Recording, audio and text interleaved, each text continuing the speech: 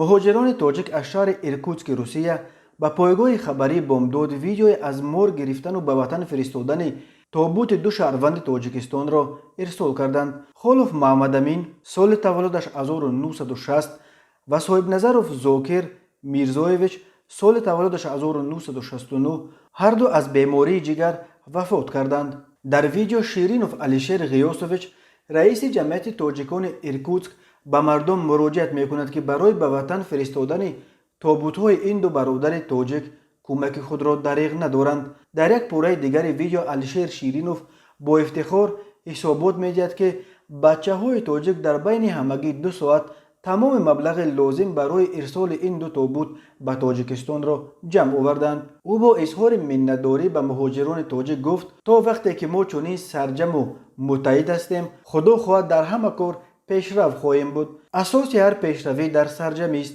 در ویدیو همچنین لحظه ثبت شده است که نمایندگان جمعیت تاجیکان ایرکوتسک هر دو تابوت را از مرگ میگیرند و پیش از فرستادن در حقشان دعا میکنند. هر سال در روسیه بنا به حسابها بیش از 1000 مهاجر تاجیک با علتهای گوناگون میمیرند. یعنی به حساب میانه مهاجرت هر روز تنها در روسیه جان تا 3 مهاجر تاجیک را میگیرد.